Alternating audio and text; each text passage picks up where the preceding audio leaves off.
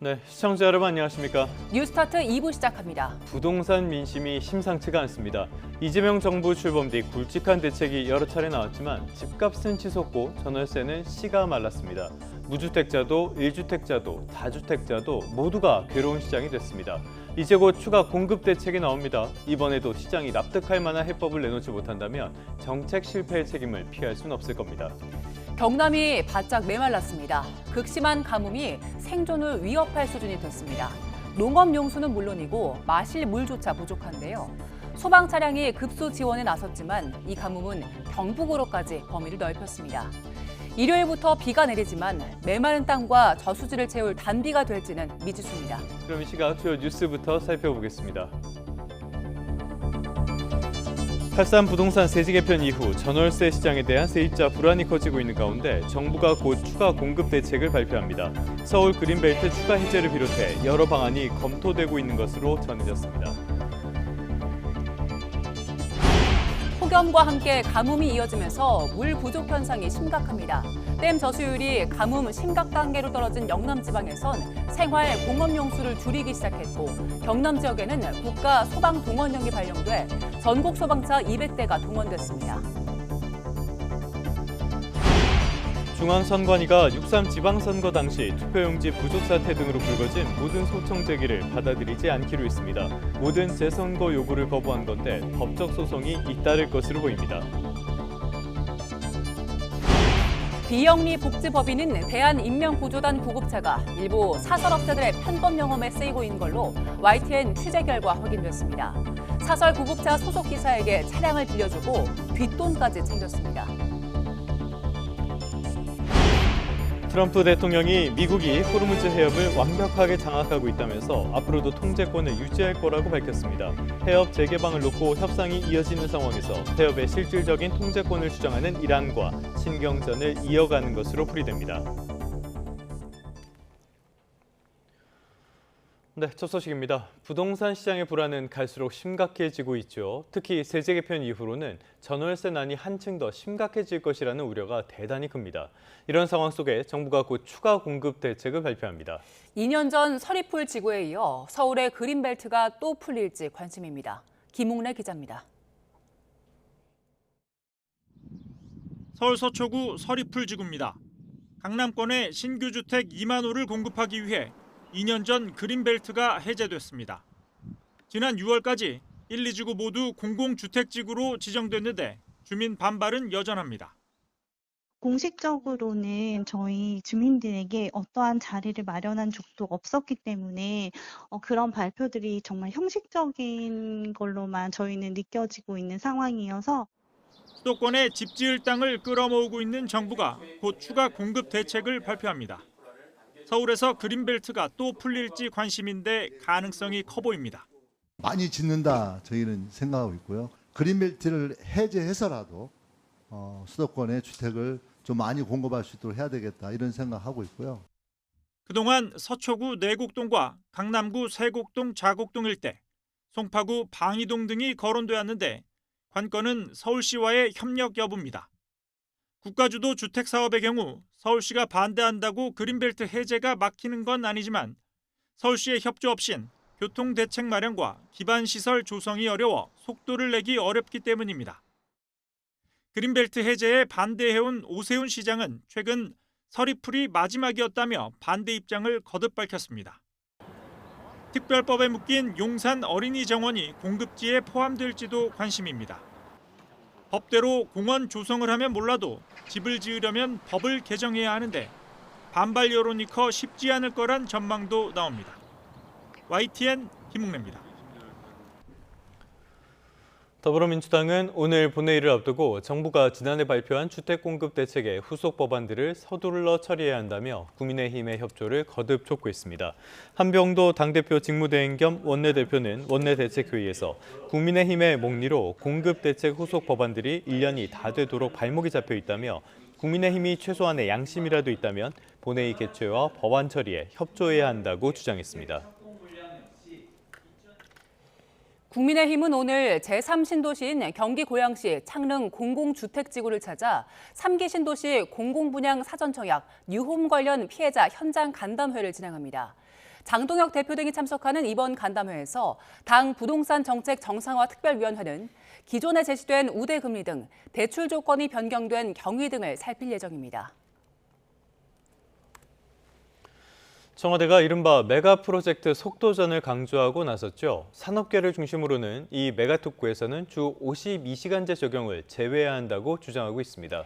여야가 관련 공방을 벌이는 가운데 업무 보고를 위해 국회에 출석한 산업통상부와 고용노동부 두 장관도 관련 논란에 미묘한 온도차를 드러냈습니다. 권준수 기자입니다. 이재명 대통령이 메가 프로젝트 전격전을 언급한 지 이틀, 국회에선 산자유와 기후 환노위 등 관련 상임위 두 곳의 부처 업무 보고가 동시에 열렸습니다. 먼저 더불어민주당은 전폭 지원을 강조하면서도 주 52시간 예외 적용에선 무엇보다 노동계 우려를 불식할 장치가 필요하다고 지적했습니다. 반도체나 AI 등 첨단 R&D 현장의 연장 근로 요구를 무조건 들어주기 전에 노동계 입장을 들어봐야 한다는 겁니다. 강제적으로 하기보다는 산업계와 노동계가 좀 이제는 좀 만나서 충분하게 대화를 나눠야 되는. 반면 국민의힘은 광주 군공항 이전은 급히 추진하면서 주 52시간 제도 예외는 눈치 보고 있다며 앞뒤가 안 맞는 행보라고 꼬집었습니다. 특히 호남 반도체 클러스터를 겨냥해 특정 지역 사업에만 예외를 적용하는 건 형평성에 어긋난다고 비판했습니다. 이것을 풀려면 전국을 다 업종별로 또는 임금의 소득 분위별로 이게 대한민국 전체가 똑같이 적용되어야지. 각 상임위를 찾은 장관들은 부처별로 미묘한 온도차를 드러냈습니다. 고용노동부 장관은 야당의 주 52시간제 예외 관련 집중 공세에도 신중함을 거듭 강조했습니다.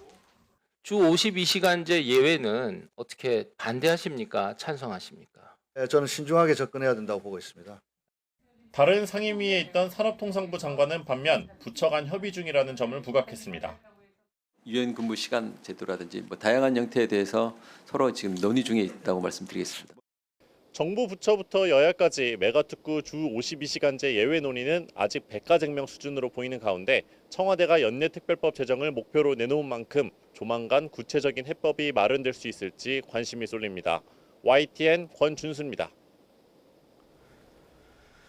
네, 날씨 소식입니다. 폭염이 물러서니 이제는 가뭄입니다. 전국의 소방차 200대가 극심한 가뭄이 이어지는 경남 지역으로 달려갔습니다. 지난해 처음 강릉 지역에 가뭄에 발령됐던 국가소방동원령이 올해 다시 내려져 메마른 논밭에 물을 뿌렸습니다. 이명준 기자의 보도입니다.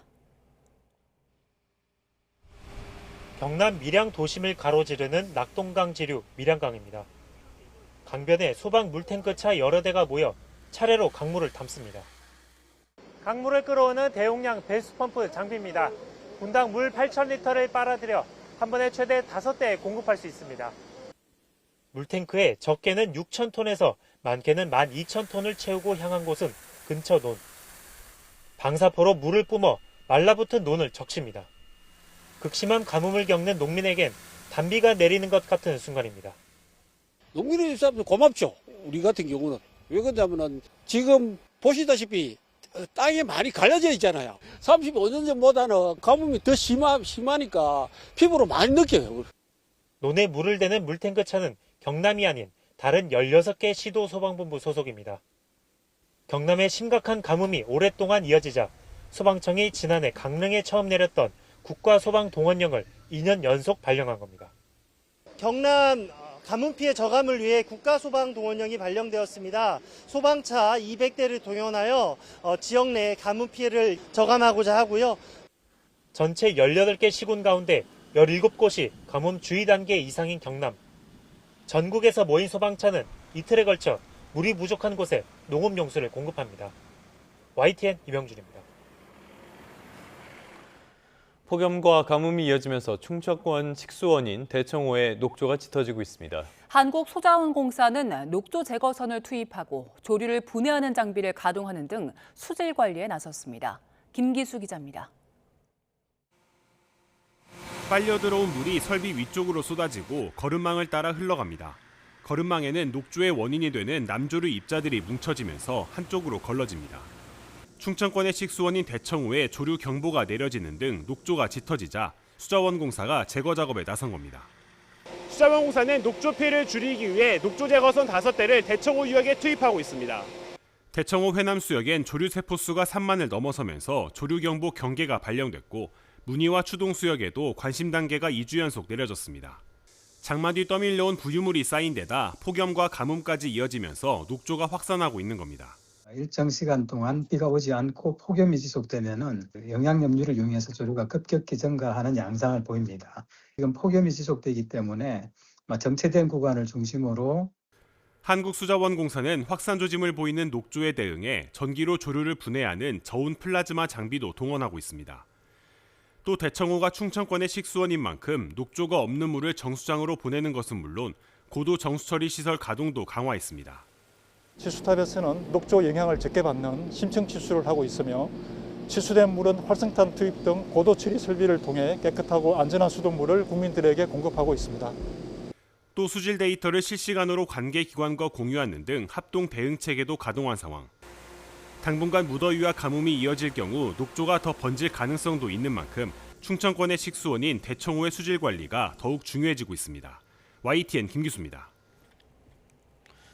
자, 비 소식 애타게 기다리는 분이 많을 것 같은데요. 주말 이후에는 내륙에도 비가 내릴 가능성이 있습니다. 다만 일부 지역에서는 가뭄을 해갈할 단비를 넘어 강하고 많은 비가 쏟아질 가능성도 있습니다. 김민경 기자의 보도입니다. 연일 맑은 하늘이 이어지고 내륙에는 이렇다 할 큰 비가 내리지 않고 있습니다. 남부를 중심으로 메말랐던 땅은 이제 중부 일부까지 가뭄이 번지고 있습니다. 최근 6개월 누적 강수량을 토대로 산정한 기상가뭄은 남부 대부분 지역에 이어 수도권과 충청 일부 지역까지 확대됐습니다. 특히 심한 가뭄은 경남에 이어 경북 일부 지역으로도 범위를 넓혔습니다. 7월과 8월은 비가 많이 내리는 기간입니다. 비가 많이 내리는 기간에 비가 이어져야지 그 물이 이제 1년 동안 쓸 수 있는 자원이 되는데 비가 많이 내리는 기간에 비가 내리지 않았기 때문에 걱정스럽고 또 특히 당분간 그렇게 큰 비가 예보가 되지 있지 않아서 당장 가뭄 해갈을 기대하긴 어렵지만 비 소식은 있습니다. 일본을 지나온 태풍 차놈의 영향으로 동해안에는 금요일까지 최대 50mm가량의 비가 예상됩니다. 주말인 광복절 연휴부터는 서쪽 내륙에도 비가 내릴 가능성이 있습니다. 중국에 상륙한 뒤 약화한 태풍 돌핀이 남긴 많은 수증기가 우리나라 쪽으로 유입될 걸로 보이기 때문입니다. 그동안 수치예보 모델마다 비구름의 이동 경로와 시점을 다르게 내다봤지만 최근에는 대부분 중국에 남은 비구름이 우리나라로 유입될 가능성을 예측하고 있습니다. 다만 정확히 언제 어느 지역에 비가 집중될지는 아직 변동성이 큽니다. 유입되는 수증기의 양과 기압 배치에 따라 일부 지역에는 강하고 많은 비가 쏟아질 수 있습니다. 메마른 땅을 적실 단비가 될지 대비가 필요한 호우로 이어질지는 앞으로의 기압계 변화가 변수입니다. YTN 김민경입니다. 네, 다음 소식입니다. 중앙선거관리위원회가 6.3 지방선거와 관련해 제기된 모든 소청에 대해 기각 또는 각하 결정을 내렸습니다. 그러니까 모든 재선거 요구를 거부한 건데요. 다음 단계인 법적 소송이 잇따를 걸로 보입니다. 권남기 기자입니다.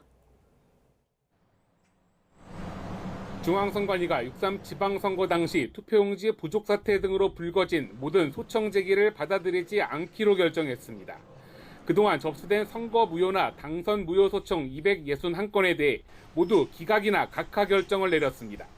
국민의힘과 같은 정당부터 유권자 개인까지 다양한 소청인들은 앞서 서울시장 선거를 비롯한 전국의 시도지사 선거나 교육감, 비례대표 광역의원 선거 관련 소청을 제기했습니다. 투표용지 부족과 같은 선거 관리 문제로 참정권이 침해돼 재선거가 필요하다는 일종의 행정심판을 청구한 겁니다.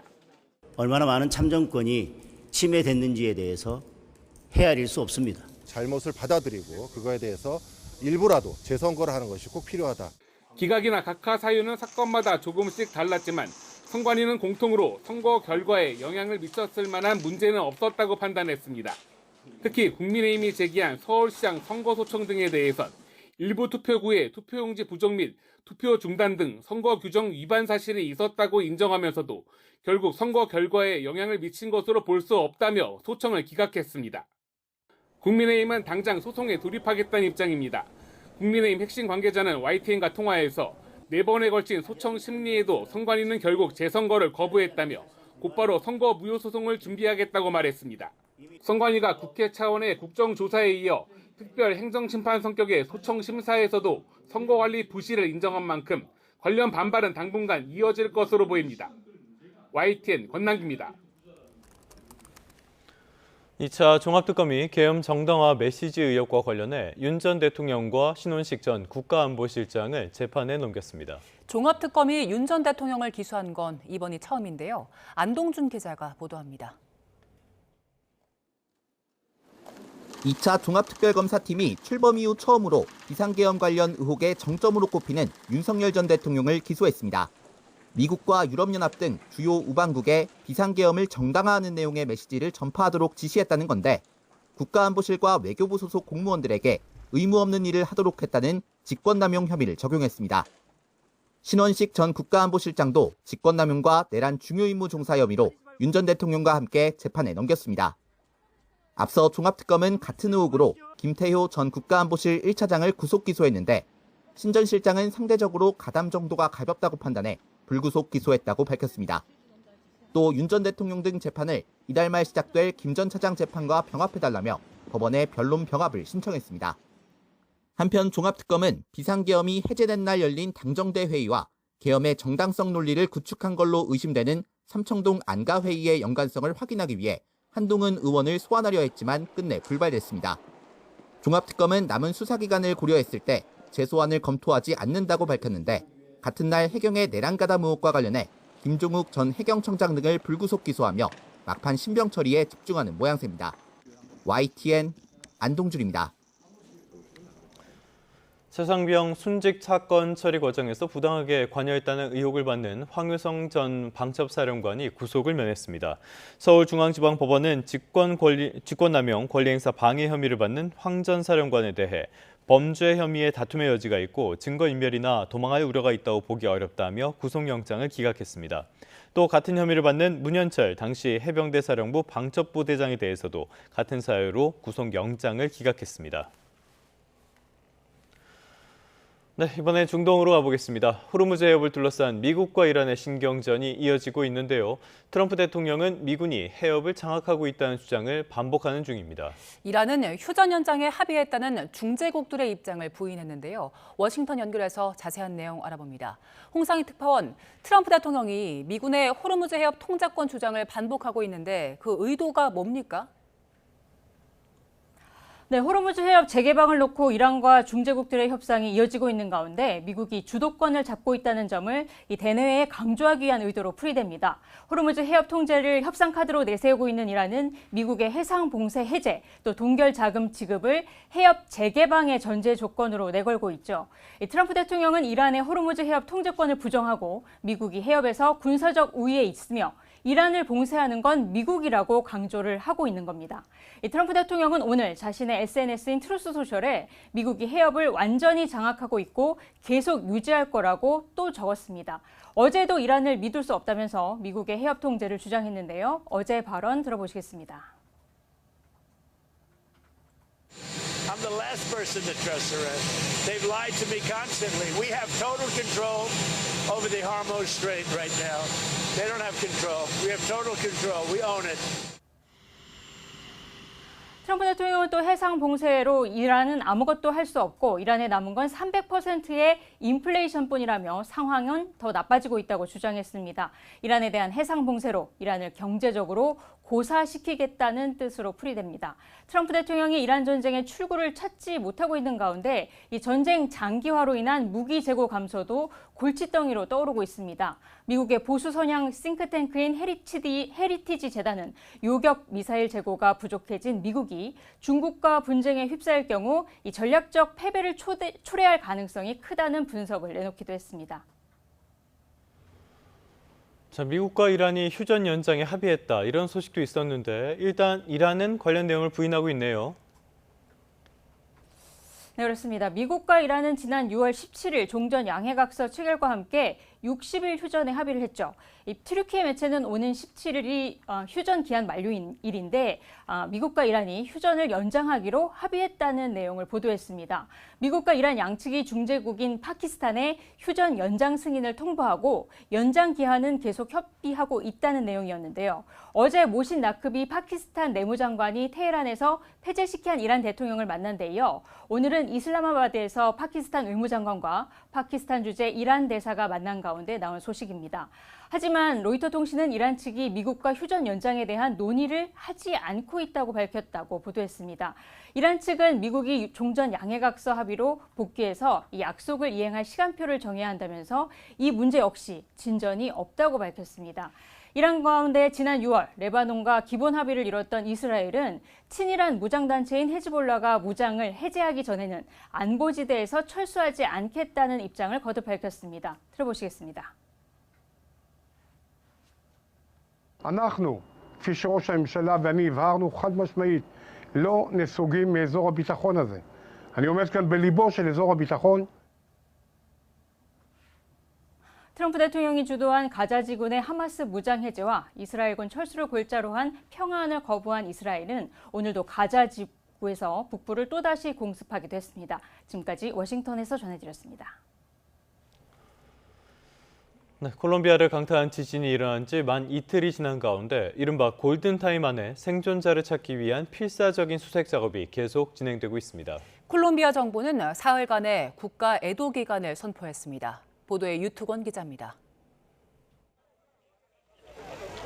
지진 발생 만 이틀이 지나면서 한 명이라도 더 찾으려는 구조대의 손길은 더욱 절박해졌습니다. 중장비가 부족한 상황에서 거의 맨손으로 잔해를 걷어내고 있습니다. 간간히 극적인 구조 소식이 전해지고 있지만 희망은 점차 옅어지고 있습니다. Ahorita suponemos que hay unos cadáveres porque ya se siente el olor, pues se siente el olor fuerte y entonces estamos escarbando en esa parte que estamos escarbando. 바로 눈앞에서 가족을 잃어버린 사람들은 끔찍한 매몰 현장을 떠나지 못하고 있습니다. La niña tiene 11 años. Ella quedó atrapada en el tercer piso del bloque B con sus abuelitos. En este momento no la han podido sacar todavía ni a la niña ni a los abuelitos. 통신과 교통망이 파괴된 상태에서 콜롬비아 당국의 피해 집계는 더디게 진행되고 있습니다. 특히 진앙인 초코주의 경우 대부분이 산악 밀림지대여서 접근조차 쉽지 않습니다. 임시 대피소와 기본적인 구호품도 턱없이 부족한 상황입니다. 100여 차례나 이어진 여진의 공포 때문에 노숙을 하는 이재민도 적지 않은 것으로 전해졌습니다. Emergency shelter, food assistance, access to safe drinking water, and health care for affected communities are among the top priorities. 콜롬비아 정부는 희생자를 추모하기 위해 사흘간의 국가애도 기간을 선포하고 일제히 조기를 개항했습니다. 콜롬비아 커피 업계는 커피 수출의 핵심 창구 가운데 하나인 부에나벤트라 항구를 통한 수출을 일시적으로 중단한다고 공식 발표했습니다. YTN 유통원입니다. 우리 정부는 강진 피해를 입은 콜롬비아의 신속한 복구를 돕기 위해 100만 달러 규모의 인도적 지원을 제공하기로 했습니다. 외교부는 콜롬비아에서 발생한 강진으로 인한 인명피해와 재산피해에 대한 신속한 대응과 조기 복구를 지원하기 위해 현지에서 활동 중인 국제기구를 통해 100만 달러 규모의 인도적 지원을 제공하기로 했다고 밝혔습니다. 그러면서 이번 지원이 피해 지역 복구와 해당 지역 주민들의 조속한 일상 복귀에 도움이 되길 바란다고 전했습니다. 네, 미국의 지난달 물가 상승률이 여전히 굉장히 높긴 하지만 그래도 전달에 비해선 다소 둔한 것으로 나타났습니다. 다음 달 연방준비제도의 결정에도 영향을 미칠지 관심인데요. 뉴욕 연결해서 자세한 소식 알아봅니다. 이승윤 특파원, 7월 미국 소비자 물가 소식 먼저 전해주시죠. 네, 미국의 7월 소비자 물가지수 CPI는 1년 전보다 3.4% 상승해 6월에 3.5%보다 둔화했고 전망치에 부합했으며 전월 대비 상승률은 0.1%였습니다. 에너지와 식품을 제외한 근원 CPI는 전년 대비 2.5% 올라 역시 6월에 2.6%보다 상승률이 둔화했고 전월보다는 0.2% 올라 딱 기대한 수준이었습니다. 에너지 가격이 지난 6월 전월 대비 5.7% 하락한 데 이어서 7월 들어서도 1.5% 하락한 게 전체 지수 상승률 둔화에 영향을 미쳤습니다. 그동안 소비자 물가 상승률을 좀처럼 꺾이지 않게 만들었던 주된 요인이었던 주거비도 전월 대비 상승률이 0.1%에 머물렀습니다. 월가에서는 이번 지표가 통화정책 선제 안내를 최소화하면서 논란에 직면했었던 워시 연준 의장에게 힘이 실리는 계기가 될 것으로 보고 있습니다. 특히 인플레이션 우려로 연준이 조만간 금리를 인상해야 할 수도 있다는 기대가 커지는 가운데 이 연준의 물가 대응에 좀 숨통이 트일 전망입니다. CPI 상승률이 5월 4.2%에서 6월에 이어 7월에도 둔화한 만큼 연방준비제도가 한동안 금리를 동결하면서 경제 상황을 좀 더 지켜볼 것이라는 관측이 나옵니다. 시카고 상업거래소의 페드워치에서 이 금리 선물 시장은 소비자 물가 지표 발표 전에는 금리 동결 확률이 한 50%였는데 지금은 약 60%로 올라갔습니다. 종합금융그룹인 알리안츠 그룹은 CPI에 대한 시장의 반응은 다소 완만하지만 우호적인 편이라고 평가했습니다. 경제 전문가들은 고용이 약화한 점도 CPI 상승세 둔화와 함께 금리 동결론에 힘을 실어주고 있다고 분석했는데요. 직접 들어보시죠. This eases pressure a bit for the Fed to think about raising rates. I think what they see is the labor market that wasn't quite as strong as previously expected. 네, 뉴욕 증시 반응도 살펴보죠. 다우는 하락했고 전반적으로 혼조 마감했네요. 네, 그렇습니다. 7월 CPI는 이번 주 뉴욕 증시에서 최우선으로 관심을 두는 사안이었습니다. 뉴욕 증시 3대 지수는 이란 전쟁 와중에도 이 7월 소비자 물가지수 CPI가 예상치에 부합하게 나왔지만 중동 상황에 대한 경계심을 보이면서 혼조세로 마감했습니다. 뉴욕 증권거래소에서 우량주 30개로 구성된 다우존스 30 산업평균 지수는 전장보다 0.04% 상승한 이 53,770.27를 기록했습니다. 대형주 위주의 S&P 500 지수는 0.26% 오른 7,748.5, 기술주 중심의 나스닥 종합지수는 0.54% 상승한 26,588.49의 거래를 마쳤습니다. 제가 다우존스를 방금 상승이라고 말씀드렸는데 하락이 맞습니다. 정정 말씀드리겠습니다. 다만 월가는 중동 사태가 계속되는 한 이 최우선 사안이 인플레이션이라는 점을 인지하고 금리 인상에 대비할 수밖에 없는 만큼 CPI의 선행지표인 PPI, 이 도매 물가지수 발표를 주시하고 있습니다. 내일 발표가 될 예정인데요. 증시 반응 궁금한데 내일 또 전해드리도록 하겠습니다. 지금까지 뉴욕에서 YTN 이승윤입니다.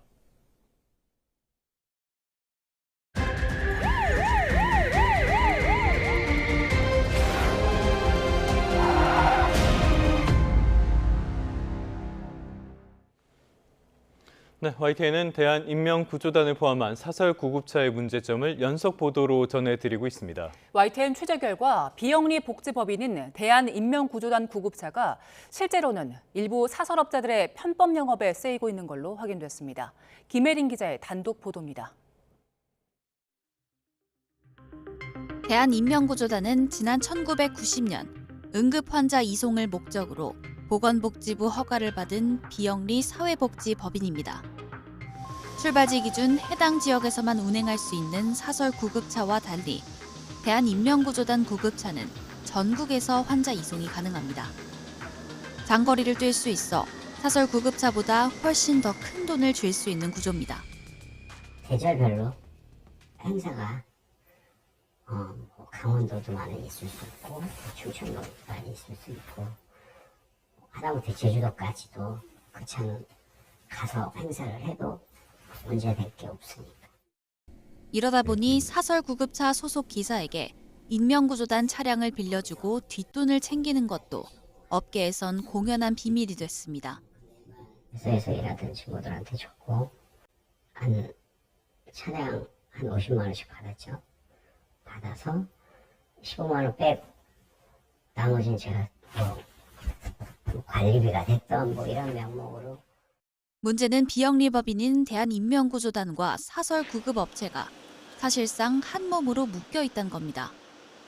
최근 중학생 사망 사고를 낸 대한인명구조단 횡성지부는 같은 지역 사설업체 대표가 지부장이었고 경기 의정부에선 인명구조단 지부장의 가족이 사설업체를 운영하고 있었습니다.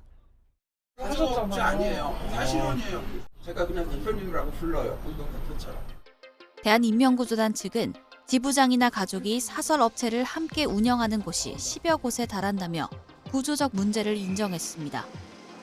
결국 환자 이송을 위한 공익적 목적의 전국구 면허가 일부 사설업체의 영리수단으로 전락했다는 비판을 피하기 어려워 보입니다. YTN 김혜린입니다. 경기 평택시에서 발생한 위험물 보관 창고 화재는 이제 완전히 진압됐습니다. 하지만 현장엔 큰 불의 흔적이 그대로 남아 있습니다. 경찰과 소방은 오늘 합동 감식을 벌여 화재 원인 규명에 나설 예정입니다. 정영수 기자의 보도입니다. 까맣게 그을리고 타버린 뼈대만 남은 창고 잔해를 굴착기가 파냅니다. 소방관들이 물을 뿌려보지만 여전히 흰 연기가 솟구칩니다. 간밤에 불씨는 완전히 꺼졌지만 보관돼 있던 인화성 물질에서 올라오는 기체를 물로 가라앉히는 겁니다. 반도체 및 화장품 원료, 그리고 페인트 및 윤활유 등이 보관되어 있습니다. 자연 발화한다든가 그런 물질은 없는 걸로 지금 확인되고 있습니다. 21시간 동안 이어진 큰 불의 처참한 흔적은 창고 곳곳에 남아 있습니다. 건물을 떠받치던 철근 기둥은 마치 엿가락처럼 휘어지거나 끊어졌고 화학 물질을 보관하던 철제 선반도 형체를 알아볼 수 없습니다. 불에 탄 창고 잔해가 겹겹이 쌓여 있습니다. 그 아래로는 이렇게 위험물을 보관하는 철제 통이 우그러져 있습니다. 현장이 정리되지 않고선 화재 현장에 접근하기도 쉽지 않은 상황. 소방과 경찰은 잔해를 치우고 안전을 확보한 뒤 오늘 합동 감식에 나서 화재 원인을 밝힐 계획입니다. 우선 창고 내부 CCTV를 확인하고 불이 시작된 정확한 지점을 찾는 데 주력할 전망입니다. 또 화재 창고에 어떤 화학물질이 얼마나 보관돼 있었는지도 감식을 통해 파악될 것으로 보입니다. YTN 정영수입니다. 악의적인 초고액 체납자들의 숨긴 재산을 추적하고 세무조사도 함께 진행하는 특별 전담팀이 신설됩니다. 국세청은 반사회적 탈세와 체납은 모든 수단을 동원해 반드시 근절하겠다고 밝혔습니다. 보도에 오인석 기자입니다. 세무당국이 초고액 체납자들의 지능적인 재산 은닉과 조세 탈루 혐의를 정조준했습니다. 전문가의 조력을 받아 재산을 숨기는 고액 체납자에 대응하기 위해 체납 추적과 세무조사를 연계한 특별 전담팀을 처음으로 구성하기로 했습니다. 재계 저승사자로 불리는 서울청 조사 4국과 중부청 조사 3국의 전담팀을 신설해 해외 관계사나 명의신탁 등을 통해 숨긴 재산을 파악하고 비정기 세무조사를 동시에 진행하기로 했습니다. 전담팀은 향후 전국으로 확대될 것으로 보입니다.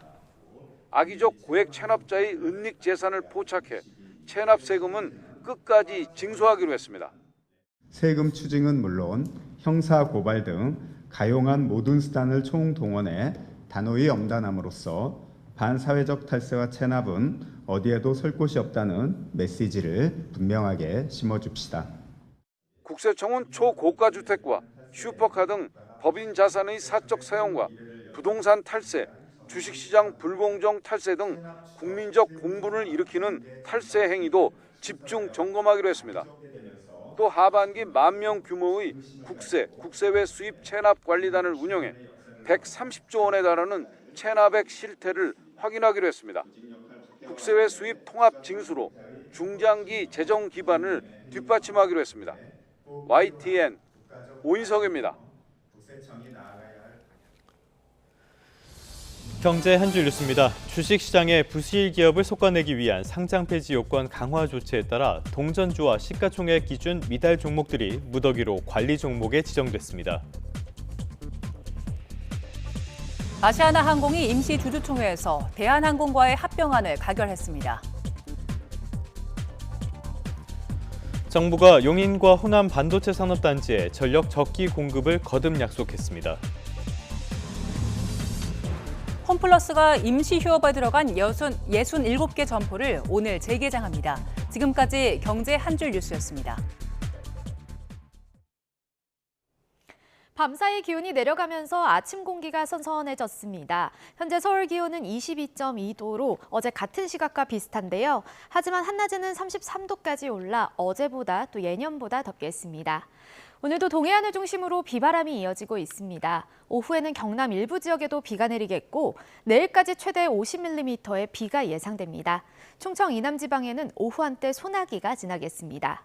오늘도 내륙 하늘에는 구름만 다소 지나겠고요. 해안가를 중심으로는 너울성 파도가 높게 일겠습니다. 자세한 지역별 기온입니다. 현재 서울 기온은 22.2도, 부산 24.6도를 나타내고 있습니다. 한낮에는 서울 32도, 광주와 대구 34도까지 크게 오르겠습니다.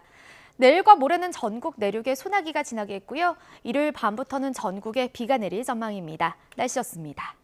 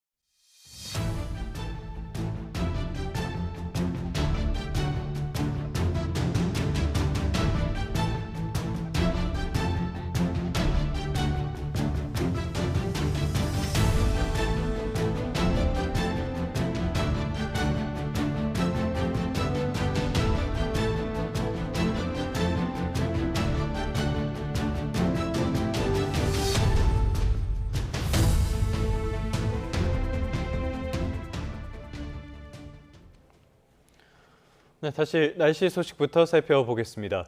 영남 지방 가뭄이 갈수록 심각해지고 있습니다. 운문댐의 저수율이 25% 아래로 떨어지면서 주변 지역에선 생활용수와 공업용수 공급을 줄이기 시작했는데요.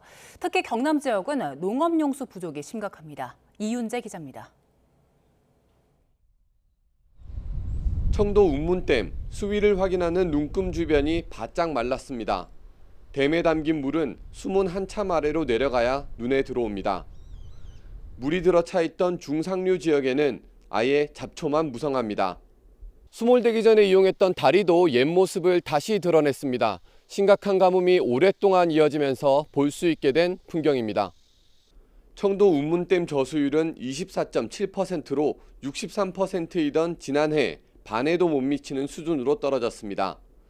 가뭄 심각 단계에 접어들면서 대구와 경산으로 공급하는 생활, 공업용수마저 줄였습니다. 가뭄 심각 단계에 진입함에 따라 생공업용수 6만 4천 톤을 대체 공급하고 있으며 향후 가뭄 심화 시 금호강 비상 공급 시설을 가동하여 최대 12만 7천 톤을 대체 공급할. 안정적인 물 공급에 차질이 생기면서 경산시는 빨래를 모아서 하고 수압을 낮춰 물을 아끼자는 내용을 담은 호소문까지 발표했습니다. 가뭄이 조금만 더 2주, 3주만 되면은 단수 조치할 정도의 좀 위험에 취했습니다. 그래서 이 절수 운동을 통해서 미리미리 좀 물을 좀 확보하자 이런 차원에서. 경남 지역도 심각하긴 마찬가지입니다. 경남 18개 시군의 저수율은 33%로 평년의 절반에 불과한 수준이고 밀양과 거제, 함양은 농업용수 가뭄 심각 단계에 이르렀습니다. 논밭에 댈 물이 줄면서 2121헥타르에서 자라던 농작물이 피해를 봤습니다. 길어지는 가뭄에 물 부족 상황이 심각해지면서 농민들은 한해 농사마저 포기해야 할 상황입니다. YTN 이윤재입니다. 폭염이 이어서 가뭄이 덮치면서 남부지방의 어려움이 큽니다. 오죽하면 태풍이라도 와서 비가 내리길 기다리는 사람들이 많습니다. 오점곤 기자가 취재했습니다. 지난 4월 중순 물이 들어찬 섬진강댐 옥정화 한가운데 붕어를 닮았다는 붕어섬이 붕실 떠 있습니다. 붕어섬으로 건너가는 출렁다리 아래에도 물이 가득합니다. 그런데 가뭄이 계속되면서 풍광이 확 달라졌습니다. 붕어섬과 출렁다리를 감싸던 물은 사라졌고 호수는 바닥이 드러나 있습니다. 네, 제가 지금 서 있는 이곳은 출렁다리 바로 아래쪽인데요. 원래 이곳은 물이 가득 차 있어야 되는 곳입니다. 그런데 가뭄 때문에 물이 없어서 이렇게 풀밭으로 변해 있습니다. 호남 평야 농업용수 공급의 핵심 기지인 옥정호. 호숫물이 말라갈수록 이곳을 관리하는 수자원공사 직원들의 가슴도 타들어가고 있습니다. 평균으로 따지면 현재 위치보다 한 10m 정도 물이 차 있어야 되는데 올해 비가 너무 많이 안 왔습니다. 12일 오후 2시 현재 섬진강댐 저수율은 18.5%, 평년의 절반에도 못 미칩니다. 물을 아껴가며 농업용수 공급이 끝나는 9월 말까지는 버텨야 하는데 비가 계속해서 안 내리면 어떻게 해야 할지 고민이 깊습니다. 저희가 진짜 태풍이 오더라도 전혀 문제 없게끔 피해 없이 비만 내렸으면 좋겠습니다. 많은 양의 물을 담기를 지금 모두 다 바라고 있습니다. 이글거리는 태양에 가뭄에 밭작물도 말라가고 있습니다. 현재 콩을 중심으로 전국의 밭작물 가뭄 상황은 5단계 가운데 주의 단계. 만약에 이제 주의 단계가 한 보름 정도 지속이 되면은 지금 저희 데이터상으로 보면은 한 수확량을 한 80%밖에 건질 수가 없는. 가뭄이 심해지자 농진청 농업과학원에서는 밭작물 가뭄 예보 횟수를 2배로 늘리기도 했습니다. 원래 일주일에 한 번 있는데 지금 비가 워낙 오지 않는 상황이다 보니까는 현재는 일주일에 2번, 월요일, 목요일 날 정보를 생산을 하고 있는 상황입니다. 심할 경우에 10년, 20년에 한 번 올 법한 독한 가뭄으로 번질 수도 있다는 우려에 가슴을 졸이는 사람들. 지금 남부지방 곳곳에서는 농민, 어민뿐만 아니라 모두가 단비가 내리길 기원하고 있습니다. YTN 오점곤입니다. 남부지방의 가뭄이 심해지는 가운데 오늘 동해안과 경남 일부 내륙에는 비가 내리겠습니다. 기상청은 일본을 지나며 약화한 태풍 차놈이 남긴 비구름과 동풍의 영향으로 동해안과 경남 일부 내륙에 내일까지 최대 50mm의 비가 내릴 것으로 내다봤습니다. 또 충청 이남 지역에는 오늘 오후부터 저녁 사이에 5에서 40mm의 소나기가 예상됩니다. 극심한 더위는 한풀 꺾여 밤에는 대부분 지역의 기온이 25도를 밑돌겠고요. 낮에는 서울 33도 등 서쪽을 중심으로 30도를 웃도는 더위가 이어지겠습니다. 중국에 상륙한 태풍 돌핀은 이틀 만에 소멸했습니다. 하지만 여전히 내륙 곳곳에 폭우 경보가 내려진 상태입니다. 수도 베이징 일대엔 24시간 동안 연간 강수량의 3분의 1이 넘는 큰 비가 쏟아지고 있습니다. 베이징에서 강정규 특파원입니다.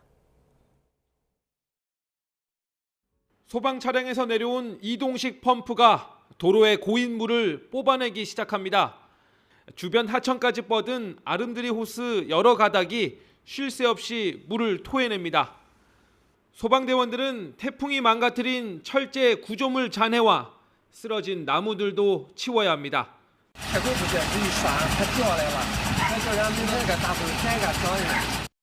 물에 잠긴 도시에선 수륙 양용 차량을 개발한 업체가 구조대를 자처했습니다.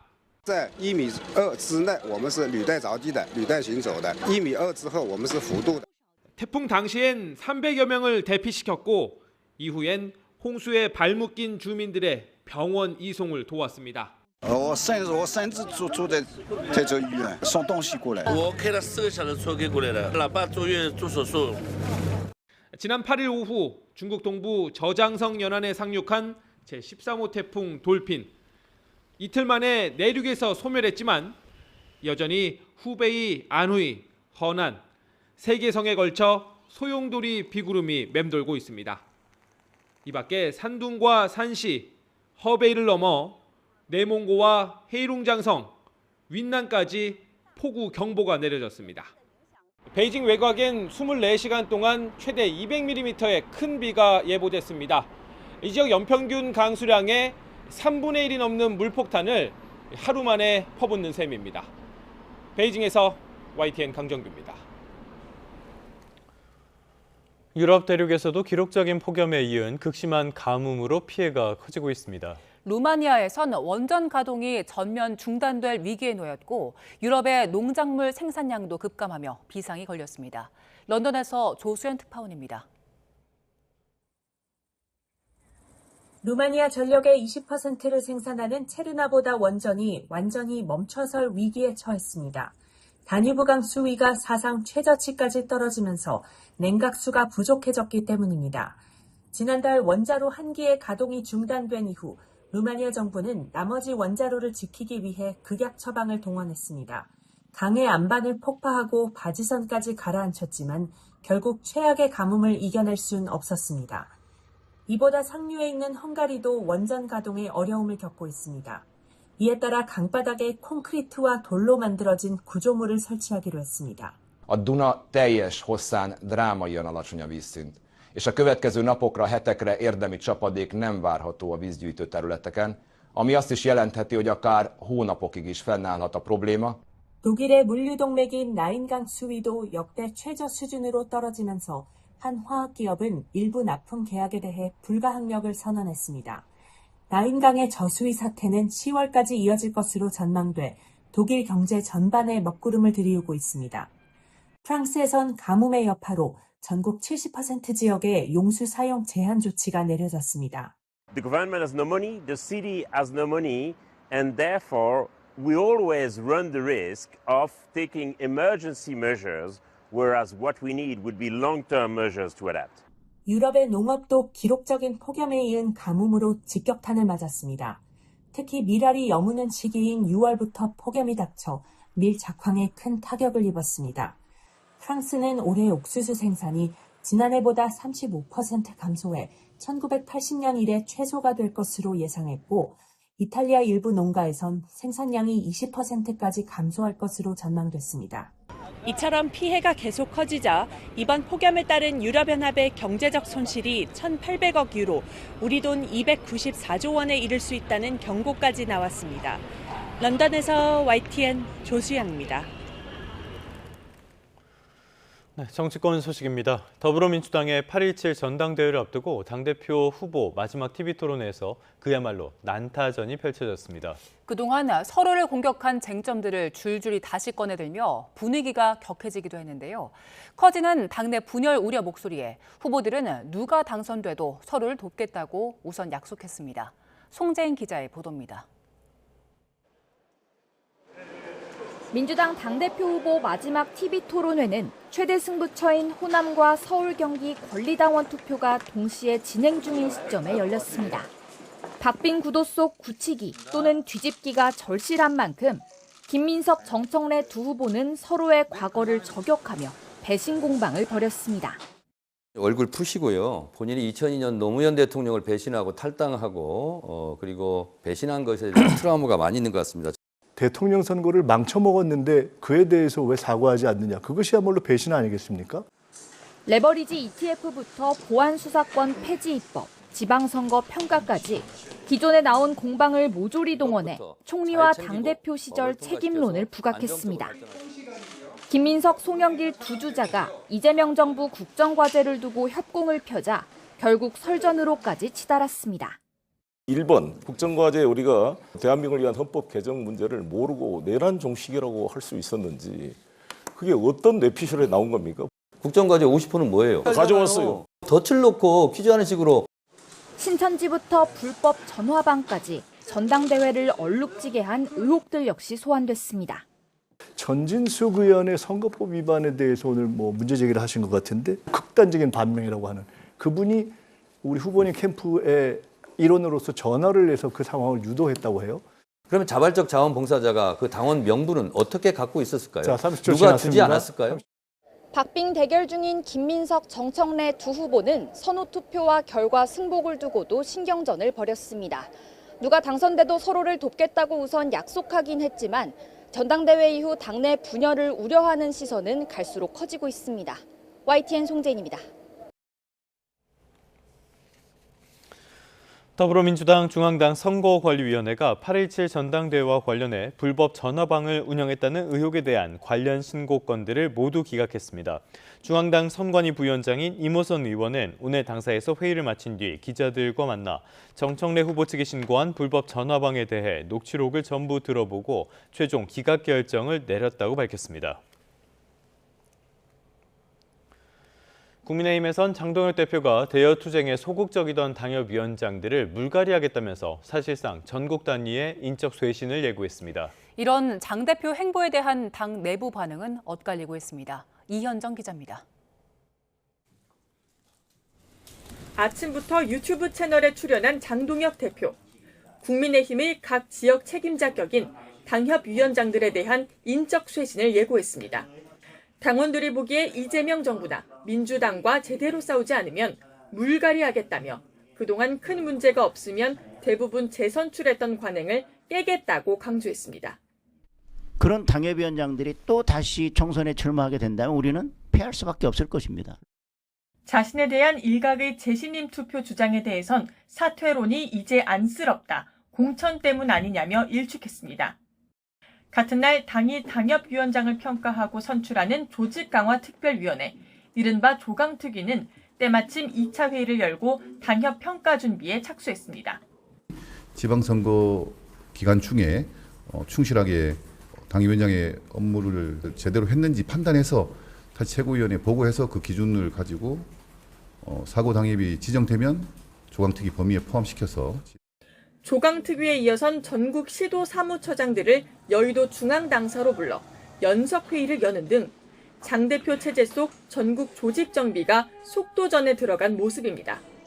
장 대표가 윤리위원회 재가동에 이어 본격적인 당내 장악력 높이기에 나섰다는 해석이 나오는 가운데 반응은 엇갈립니다. 당내 일부 중진은 부정선거 관련이나 친한동훈계 공격 메시지로 사실상 장 대표 지원 사격에 나섰습니다. 민주당의 86 운동권에 버금가는 복당 운동권이 당을 쑥대밭으로 만들고 있습니다. 반면 국민의힘의 투톱 정점식 원내대표는 장 대표 사퇴로는 완전히 사그라진 건 아니고 일단 잠복했다고 보고 있다며 견제의 여지를 남겼습니다. 이번 달 말 취임 1주년을 맞는 장동혁 대표는 조만간 남은 임기 당 운영 방안을 직접 발표할 예정입니다. 이를 앞두고 내놓은 인적 쇄신 카드가 또 다른 당내 갈등의 불씨가 될지는 지켜봐야 할 것으로 보입니다. YTN 이현정입니다. 국민의힘은 검찰의 보안 수사권을 폐지한 개정 형사소송법과 관련해 여성과 같은 범죄 취약층 안전에 공백이 생길 거라며 헌법 소원을 청구하겠다고 밝혔습니다. 장동혁 대표는 국민의힘 주최 토론회에서 보안 수사권 폐지는 국민 다수가 반대했고 법률가들조차 반대했다며 국민이 얼마나 큰 피해를 보게 될지 가늠조차 하기 어렵다고 말했습니다. 국민의힘 지도부 관계자는 이르면 이번 주 안에 헌법 소원 청구에 나설 방침이라며 검사의 직접 수사권이 박탈당하면서 우려되는 피해를 최대한 강조할 예정이라고 설명했습니다. 더불어민주당이 검사의 보안 수사권 폐지를 골자로 하는 형사소송법 개정의 후속 조치로 피해자 보호 방안을 논의하는 당내 태스크포스를 꾸립니다. 이주희 원내대변인은 사회적 약자, 범죄 피해자 권익 강화 TF를 구성하고 이번 주 안에 첫 회의를 열 것이라고 전했습니다. 이어서 당은 사회적 약자를 대상으로 한 7대 범죄의 경우 경찰이 전권 송치를 할 수 있도록 관련 개정안을 신속히 발의하고 의결을 추진할 예정이라고 주장했습니다. 8월 13일 목요일, 오늘의 주요 일정 살펴보겠습니다. 김건희 씨가 연루된 도이치모터스 주가 조작 사건의 공범인 이준수 씨에 대한 상고심 결론이 오늘 나옵니다. 이 씨는 2010년 10월부터 2012년 12월까지 권오수 전 도이치모터스 회장, 이종호 전 블랙펄 인베스트 대표 등과 주가 조작에 가담해 1,300만 원 상당의 부당이득을 챙긴 혐의로 재판에 넘겨졌습니다. 이정근 전 더불어민주당 사무부총장의 취업을 청탁하고자 기업에 외압을 행사한 혐의로 기소된 노영민 전 대통령 비서실장과 김현미 전 국토교통부 장관에 대한 1심 선고가 오늘 나옵니다. 노 전 실장 등은 국토부의 관리감독 권한을 이용해 이 전 부총장 등 정치권 인사들을 민간 기업의 임원급 보수를 받는 직위에 취업시키도록 외압을 행사한 혐의로 재판에 넘겨졌습니다. 법무부가 수사 절차상 규정 위반 등 비위 의혹으로 징계가 청구된 박상용 검사의 처분을 심의합니다. 대검은 지난 5월 박 검사가 다른 사건의 수사를 언급하며 부당하게 변호인을 통해 자백을 요구하고 수용자를 소환 조사했는데도 수사 과정을 확인서를 작성하지 않았다며 법무부에 징계를 요청했습니다. 유튜버 쯔양을 스토킹한 혐의로 재판에 넘겨진 가로세로연구소 김세희 대표의 첫 재판이 오늘 열립니다. 서울중앙지방법원은 오늘 오전 스토킹 처벌법 위반과 정보통신망법상 명예훼손 등 혐의로 기소된 김 대표에 대한 첫 공판기일을 진행합니다. 지금까지 오늘의 주요 일정이었습니다.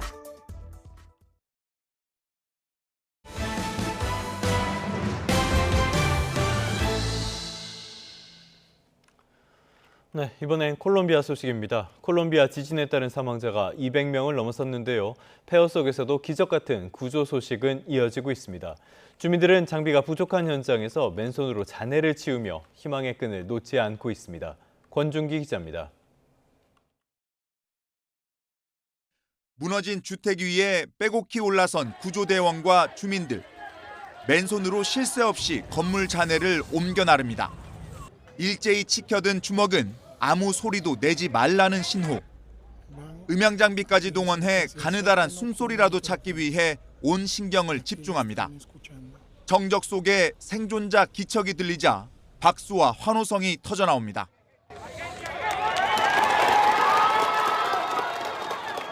Acá han rescatado 3 personas y en el de enseguida han rescatado 2. Gracias a Dios, ilesos, no tan aporreados. Todo muy bien, gracias a todos nosotros. 폐허 틈으로 건네는 생수로 겨우 버티던 31살 여성은 꼬박 하루 만에 병원으로 이송됐고 무너진 호텔 잔해 아래에선 밤낮 없는 구조작업 끝에 36시간 만에 들것에 실려 나왔습니다. 붕괴된 아파트 더미 아래에서는 아빠 품에 안긴 갓난 아기가 기적적으로 목숨을 건졌습니다. 흙먼지를 뒤집어 쓴 고양이가 구조되자 주민들은 자기 일처럼 기뻐합니다. 고양이가 살아있다면 사람도 생존해 있을 거란 희망이 남아있기 때문입니다. 다만 당국은 지진 이후 통신이 두절된 곳이 적지 않아 실종자 수가 더 늘어날 가능성도 있는 것으로 보고 있습니다. 게다가 강진 발생 이틀째에도 주택이 무너지는 등 여진 피해가 잇따르면서 구조 작업은 멈췄다 서기를 반복하고 있습니다. YTN 권준기입니다. 네, 중동 상황도 살펴보겠습니다. 트럼프 대통령은 미국이 호르무즈 해협을 완벽하게 장악하고 있다며 앞으로도 통제권을 유지할 것이라고 주장했습니다. 트럼프 대통령은 소셜미디어에서 미군의 이란 해상 봉쇄는 강철의 벽으로 불리고 있고 이란이 할 수 있는 건 아무것도 없다고 주장했습니다. 그러면서 이란 이슬람 혁명 수비대는 괴멸돼 도망치고 있고 지도부는 좋게 말해도 불확실한 상태라고 거듭 주장했습니다. 트럼프는 또 최근에 일고 있는 비밀 환승 논란에 대해서는 비밀 경호국과 군의 요청에 따른 조치였다고 해명했습니다. 트럼프는 기자들과 만나 비밀 경호국과 군 관계자들이 다른 비행기를 타기를 원했다면서 안전성은 똑같지만 그들이 그렇게 하기를 원했기 때문에 그렇게 했다. 그들이 시키는 대로 한다고 주장했습니다. 이어서 어떤 위협이 있었던 것 같다며 자신은 위협을 많이 받는다고 덧붙이기도 했습니다. 그런데 이렇게 비행기를 갈아탈 때 트럼프는 자신의 오랜 측근들만 동행한 것으로 알려졌습니다. 미국 일간 워싱턴 포스트는 미 공군 수송기에 소수의 백악관 측근 보좌진과 함께 탑승했다고 보도했습니다. 그러니까 계속 트럼프의 충성파로 남아있던 인사들만 이란의 에어포스원 요격 위험에서 벗어난 셈입니다. 이재명 대통령이 한국계인 미셸 스틸 주한 미국 대사를 처음으로 만났습니다. 이 대통령은 한미동맹을 더 굳건히 발전시켜 나가는데 든든한 가교 역할을 해달라고 당부했습니다. 한연희 기자입니다. 미셸 스틸 신임 주한 미국 대사가 청와대를 방문했습니다. 자국 정부에서 받은 신임장을 이재명 대통령에게 전달하기 위해서입니다. 이 대통령이 트럼프 2기 행정부의 첫 주한 미국 대사로 부임한 한국계 스틸 대사를 만난 건 이번이 처음입니다. 트럼프 대통령의 측근으로 꼽히는 남편 숀 스틸 변호사는 이번에도 동행했습니다. 이어진 환담에서 이 대통령은 한국 문화와 사회에 깊은 이해를 가진 스틸 대사가 한미동맹을 더 굳건히 발전시켜 나가는데 든든한 가교 역할을 해줄 것으로 기대한다고 말했습니다. 또 양국 간 여러 현안도 합리적이고 적극적인 대화와 협력 과정을 통해 원만히 풀어나갈 수 있을 것이고 이를 통해 양국 관계는 더 고도화될 거라고 강조했습니다. 대미 투자 이행부터 쿠팡 문제를 둘러싼 미 정치권 반발, 그리고 핵 추진 잠수함 개발 등 안보 협의까지 한미 간 조율해야 할 사안이 적잖은 만큼 이를 뒷받침해달란 의미로 풀이됩니다. 스틸 대사는 한국에 부임하게 돼 매우 기쁘다면서 한국 정부 그리고 국민과 폭넓게 소통하며 상호 이해와 우호 협력 증진을 위해 노력하겠다고 화답했습니다. 이 대통령과 스틸 대사는 화기애애한 분위기 속에서 한국어로 담소를 나누기도 한 것으로 전해졌습니다. 이재명 정부 출범 후 신임장 제정식이 열린 건 이번이 5번째로 미셸 미 대사 외에 포르투갈, 아랍에미리트, 아일랜드 대사가 각각 신임장을 전달했습니다. YTN 한현입니다. 정부가 방대한 AI 데이터를 구축하고 있는데요. 각 부처별로 이루어지다 보니까 이미 다른 곳에서 구축한 데이터를 또 만들거나 품질이 낮아서 기업 등으로부터 외면받고 있다는 사실이 감사원 감사에서 드러났습니다. 홍선기 기자의 보도입니다. 과학기술정보통신부는 지난해 908종에 달하는 학습용 데이터를 구축해 AI 허브에 공개하고 있습니다. AI 산업 육성 차원에서 기업들이 데이터를 바로 사용할 수 있도록 하기 위해서입니다. 이 가운데 야생동물과 생활 폐기물, 그리고 콘크리트와 계란 등의 이미지는 데이터를 구축하는 데만 73억 원이 들었습니다. 그런데 서울시와 도로공사 등 5개 기관이 이를 활용하지 않고 별도 예산을 들여서 따로 데이터를 구축했습니다. 지자체나 정부기관들이 이미 구축된 데이터를 확인하지 않고 개별적으로 사업을 추진하면서 세금이 중복 낭비된 겁니다. 감사원은 중복 투자뿐 아니라 개별 기관에 적용되는 품질 관리 기준이 없어서 AI 학습에 필수적인 정보가 누락되는 등 품질 저하도 우려된다고 밝혔습니다. 서울시가 구축한 대형 폐기물 학습 데이터는 2,000여 장 중 500여 장의 파일명과 이미지가 다른 오류가 발견되기도 했습니다. AI 데이터 구축을 통한 정부 업무 효율성 추구는 현 정부 들어서도 박차를 가하는 부분입니다. 공무원들이 먼저 AI를 이용해 업무 효율을 높일 수 있는 체계들을 구축하는 것이 중요하다는 생각입니다. 그런데 무분별한 중복 개발도 모자라 품질 저하 문제까지 불거지면서 정작 다른 기관이나 기업들로부터는 외면받는 현실이 벌어지고 있습니다. YTN 홍성기입니다. 안규백 국방부 장관이 3군 사관학교 총동창회장들을 만나 사관학교 통합 정책에 대해 논의했지만 입장차를 확인하는 데 그쳤습니다. 안 장관은 국방부 청사에서 6회 공군 사관학교 총동창회장들을 만나 3군 사관학교를 통합한 국군 사관학교 창설 계획과 추진 배경을 설명하고 협조를 구한 걸로 알려졌습니다. 그러나 총동창회 측은 사관학교가 통합될 경우 장교 육성에서 군 전문성이 약화할 수밖에 없고 사관학교 통합 정책이 제대로 된 공론화 과정 없이 졸속으로 이루어졌다면서 원점 재검토를 강하게 요청한 걸로 전해졌습니다. 제81주년 광복절을 앞두고 독립기념관이 미주 지역에서 활동한 독립운동가의 활동 기록을 처음으로 공개했습니다. 일제 감시를 피하기 위해 중국 이름을 사용했던 기록부터 대한민국 임시정부가 발급한 여권까지 의미 있는 희귀 사료들이 눈길을 끌었습니다. 오승훈 기자입니다. 젊은 청년이 군복을 차려입고 결의에 찬 눈빛으로 어딘가를 바라봅니다. 지난 1912년 재미 독립운동가 호시안 지사의 한인 소년병 학교 시절 모습입니다. 호 지사의 중국 이름 장혜림이 적혀있는 중국 정부의 호조, 지금의 여권과 진술서도 눈길을 끕니다. 당시 일제의 압박을 피하기 위해 중국 이름을 사용했다고 기록된 희귀 사료입니다. 호시안 지사의 사진과 함께 태극기가 그려져 있는 임시 여행권입니다. 대한민국 임시정부가 광복 이후에도 여권을 발급했음을 증명해주는 유일한 실물 자료가 공개됐습니다. 독립기념관이 광복절을 맞아 미국에서 독립자금을 지원했던 호시안 지사의 기증자료 68점 가운데 17점을 일반에 처음으로 선보였습니다. 재미 한인들이 이제 어떻게 누구와 어떤 방법으로 이렇게 독립운동을 전개했는지를 종합적으로 이렇게 보여준다는 점에서 의미를 가지고 있다고 말씀드릴 수 있습니다. 호 지사는 미국 로스앤젤레스 지역에서 식당을 운영하며 번 돈으로 한평생 광복군 후원금과 군사운동금을 지원하며 독립운동에 헌신했습니다. 제2차 세계대전 발발 직후에는 미국 루스벨트 대통령에게 국방성금 100달러와 손편지를 보내 일제의 침략상을 알리고 미국과의 연대를 호소했습니다. 호 지사는 숨진 지 65년 만인 지난 2021년 건국 훈장 애족장에 추서됐지만 후손 확인이 늦어져 지난해 말에야 훈장이 가족품으로 전달됐습니다. 지금이라도 인정을 해주신 거가 너무 감사하고요. 외국에 있으면서도 나라를 위해서 기억하고 또 영원분이다 그렇게 생각합니다. 독립기념관은 기증받은 사료들을 고화질 디지털 파일로 변환해 누리집에 공개하고 전시와 교육 자료로 적극 활용할 방침입니다. YTN 오승훈입니다. 국립중앙박물관에서 전시 중인 애국지사 관련 유물이 친일파로 분류된 동명이인의 것일 가능성이 제기돼 철수됐습니다. 문제가 된 유물은 지난달 개막한 특별전에서 선보인 일반 시국은이란 작품인데요. 밥 한 그릇도 나라의 은혜다란 뜻을 담고 있습니다.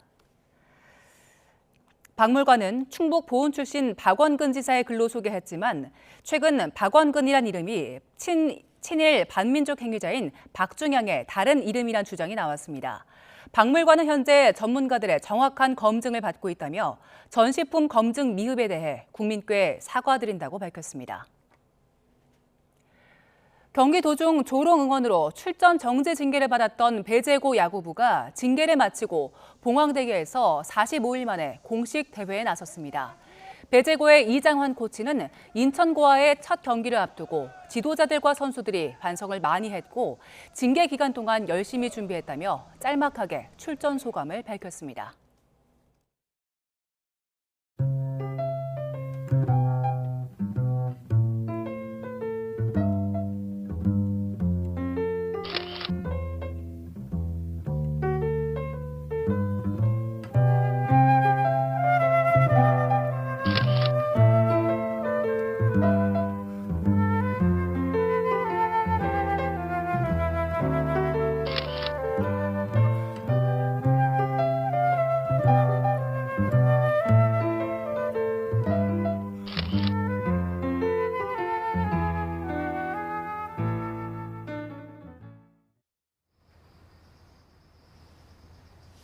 아침에는 때이른 가을 기운이 느껴질 정도로 공기가 선선해졌습니다. 현재 서울 기온은 22.1도로 어제 같은 시각과 비슷하게 시작하고 있는데요. 하지만 한낮에는 강한 일사가 내리쬐며 서울이 33도까지 크게 오르겠고요. 어제보다 또 예년보다 더 덥겠습니다. 밤사이 북동쪽에서 찬 공기가 내려오고 북산행각이 활발하게 이뤄지면서 기온이 내려갔습니다. 현재 대전 20.9도, 전주 22도를 나타내고 있는데요. 다만 제주를 비롯한 일부 해안가에서는 다시 열대야가 나타날 가능성이 있습니다. 한낮에는 경기 일부 지역에 폭염주의보가 남아있는 가운데 서울 33도, 광주와 대구 34도까지 크게 오르겠고요. 반면 비바람이 이어지는 동해안 지역은 속초가 26도에 그치겠습니다. 지금 비가 내리는 동해안에 이어 오후에는 경남 일부 지역에도 비가 오겠습니다. 이들 지역에는 내일까지 5에서 최대 50mm의 비가 예상됩니다. 또 충청 이남 내륙에는 오후 한때 소나기가 지나겠습니다. 당분간 제주에는 비가 자주 내리겠고 모레까지 전국 내륙에 소나기 예보가 나와 있습니다. 광복절 연휴에는 휴일 오전 남부지방을 시작으로 밤부터는 전국에 대기의 건조함을 달래줄 단비가 내리겠는데요. 비는 연휴 마지막 날인 월요일까지 이어질 전망입니다. 해안가를 중심으로 강한 너울이 밀려드는 가운데 대조기까지 겹쳤습니다. 밤 사이에는 폭풍해일특보가 내려질 가능성이 있는 만큼 저지대 침수 등 안전에 더욱 주의해야겠습니다. 지금까지 YTN 원희다입니다. 뉴스타트 3부, 잠시 뒤에 이어집니다.